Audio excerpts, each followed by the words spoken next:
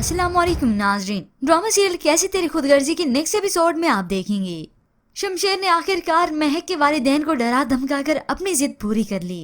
तब जाकर उसने महक को शादी के लिए राजी किया और महक को भी अपने खानदान के सुकून के लिए इस निकाह को कबूल करना पड़ा। जबकि दूसरी जानब शमशेर महक को अपने घर लेकर आता है। तभी वो अपने माँ बाप को गले लगाकर खुशखबरी सुनाता है, मगर ये खुशखबरी तो नवाब साहब के लिए बहुत ही बड़ा धचका था, खास तौर पर उनकी अना को।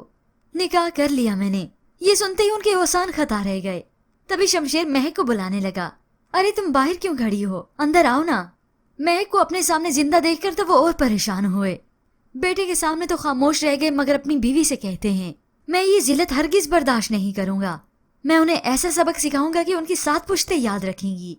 पहले तो बेटे ने महक और उसके घर वालों का जीना हराम करके रख दिया, और अब ये नवाब साहब उनका रहा सहा सुकून भी बर्बाद करेंगे। और इस बात का उन्हें भी अच्छे से अंदाजा है, खास तौर पर महक के वालिद को। वो लोग कभी भी हमारी बेटी को कबूल नहीं करेंगे। वालिदा तो ये सुनकर अब और परेशान हो गई कि अब मेरी बेटी का क्या होगा।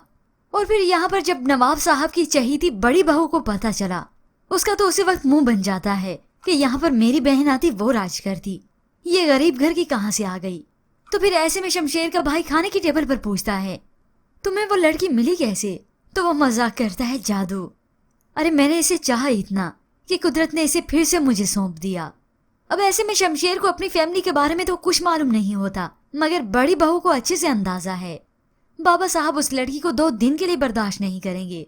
और तभी अपनी बहन को तसल्ली देने लगी कि वो यहाँ से देखना चली जाएगी। फिर यूं ही शमशेर जब महक के पास गया तो वो उसे पूछती तक नहीं, और ना ही वो उसकी शक्ल देखना चाहती है। मैं आपकी बीवी नहीं बन सकती कभी, आपकी कैद में सिर्फ एक बांदी हूँ और वही रहूंगी। तो शमशेर उसे कहता है कि वो उसकी मोहब्बत हासिल करके रहेगा। अब नवाब साहब तो आज ही के दिन अपने बेटे को बुलाकर साफ कह देते हैं तुमने अपनी जिद पूरी करनी थी, कर ली। मजीद उसे 2-4 दिन के लिए यहाँ रखना चाहोगे तो मुझे कोई एतराज नहीं। फिर उसके बाद जितने उसके पैसे बनते उसे दे के फारिग करो।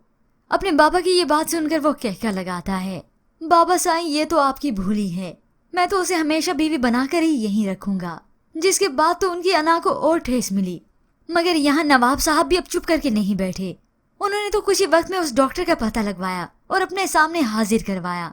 तभी उस डॉक्टर की ऐसी धुलाई करवाई कि बस फिर उसका सारा करियर सब कुछ बर्बाद कर दिया, और हो सकता है उसे मौत के घाट उतार दें। तुमने हमसे धोखा किया, कैसे कह दिए कि उसकी बॉडी के सैंपल मिल गए थे। यूं नवाब साहब का अपने बेटे पर तो कोई जोर नहीं चल सकता, मगर अब की बार वो महक के घर वालों को मजीद डराते धमकाते हैं। महक के वालिद को भी अपने पास बुलवाया, ब्लैकमेल किया, डराया धमकाया, मगर वो बेबस हैं, कुछ भी नहीं कर सकते। अब ये नवाब साहब जो कि वक्त का फिरौन बना बैठा है, बहुत जल्द अभी इससे मालूम होगा कि इसकी अपनी सगी औलाद के साथ क्या होगा। पर इस सब में व्यूअर्स आपको क्या लगता है कि महक कभी शमशेर को कबूल कर पाएगी या शमशेर ही अब सब कुछ हार बैठेगा? इसके मुतालिक हमें अपनी कीमती राय का इज़हार जरूर कीजिएगा। मजीद ड्रामास प्रोमो के लिए आप देखते रहिए उर्दू टीवी।